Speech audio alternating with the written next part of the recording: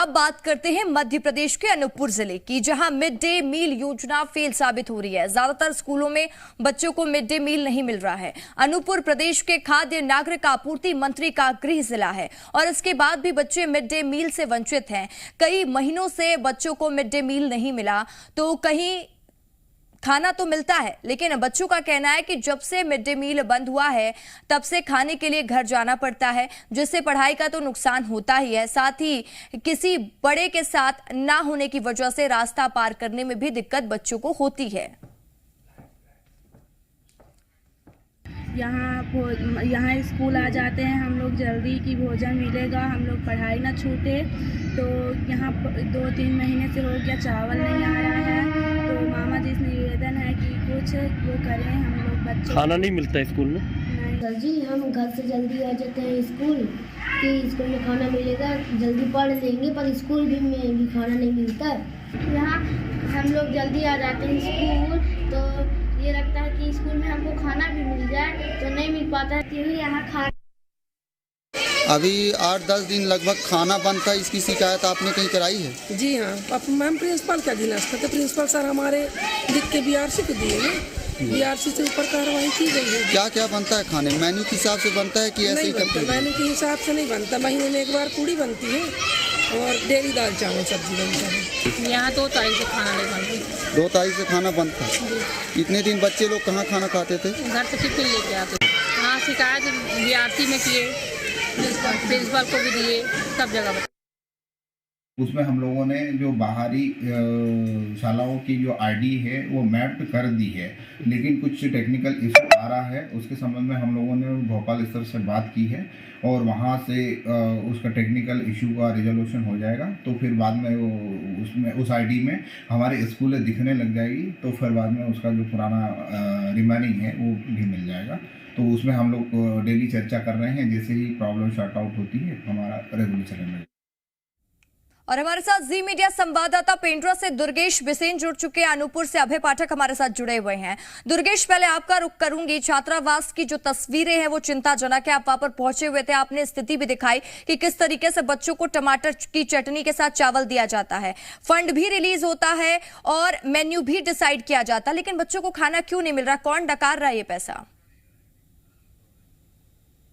आदिवासी विकास विभाग की होती है, क्योंकि जो छात्र हैं वो आदिवासी विकास विभाग और शासन की व्यवस्था पर ही वहां पर रखे जाते हैं, और यदि उन्हें भोजन नहीं मिल रहा या आवासीय व्यवस्था में किसी प्रकार की त्रुटि है तो इसकी जिम्मेदारी उन्हीं शासन प्रशासन के लोगों की है जो इसके जिम्मेदार विभाग की ओर से बनाए गए हैं।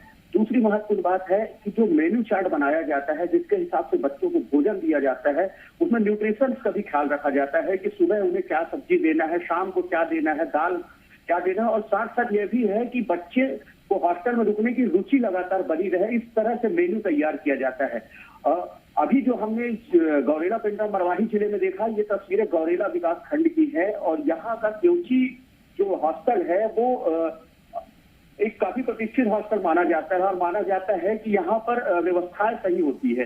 इसलिए हमने उसी हॉस्टल का निरीक्षण किया जो इनके लिस्ट में सबसे ऊपर था, और वहाँ जो व्यवस्था है वो तस्वीरों में बयान देखी जा सकती है कि जो बच्चे हैं उन्हें दाल नहीं दिया जा रहा, सब्जी नहीं दी जा रही, सिर्फ टमाटर की रस वाली। बिल्कुल दुर्गेश, सवाल यही उठता है कि सरकार लगातार कोशिश कर रही है और बच्चों को सुपोषित रखने का लक्ष्य, लेकिन ऐसे कैसे सुपोषित होंगे बच्चे?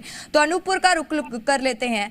अभी जो तस्वीरें हैं वो वाकई में चिंताजनक इसलिए हो जाती है, प्रदेश के खाद्य नागरिक आपूर्ति मंत्री बिसाहू लाल का गृह जिला है और वहां की स्थिति ऐसी है, तो बाकी जगहों की स्थिति कैसे होगी? क्योंकि सरकार तो तमाम कोशिशें कर रही है कि बच्चों को मिड डे मील मिले, लेकिन वो सुविधाओं से वंचित नजर आ रहे हैं बच्चे। वही हमने शिक्षकों का बयान भी सुना, उन्होंने कहा कि शिकायत की गई है लेकिन इस पर कोई ध्यान नहीं देता।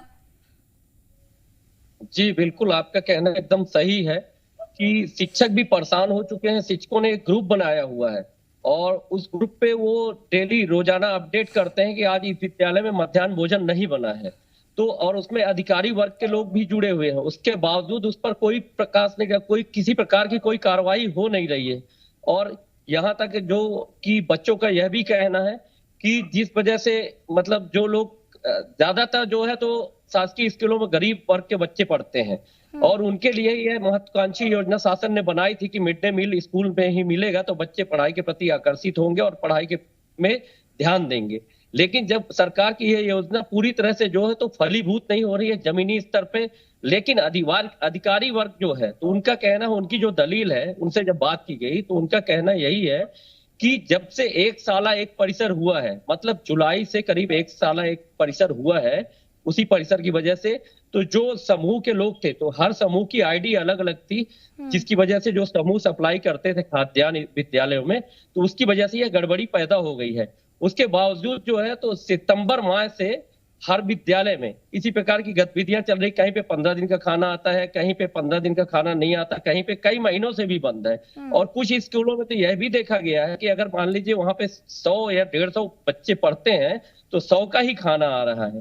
तो इस तरह से जो है तो उसमें क्या है कि खाना गुणवत्तापूर्ण नहीं होता है और उस 100 बच्चों के खाने को 150 बच्चों में पुजाया जाता है। तो अब आप समझ सकते हैं कि किस प्रकार से यह काम किया जा रहा है। चिंताजनक तस्वीरें, चाहे हम पेंड्रा की बात करें, अनूपपुर की बात करें, दोनों जगहों पर जो अव्यवस्थाएं देखी जा रही है, क्योंकि सरकार लगातार, चाहे मध्य प्रदेश की सरकार हो, छत्तीसगढ़ की सरकार हो, दोनों सरकारों की लगातार कोशिश है कि बच्चों को सुपोषित किया जाए। लेकिन ऐसे में बच्चे कैसे सुपोषित होंगे, सवाल यही खड़े होता है। और अभी जनप्रतिनिधियों को जागना चाहिए और उस पर जवाब देना चाहिए। तमाम जानकारी के लिए आप दोनों का बहुत बहुत शुक्रिया।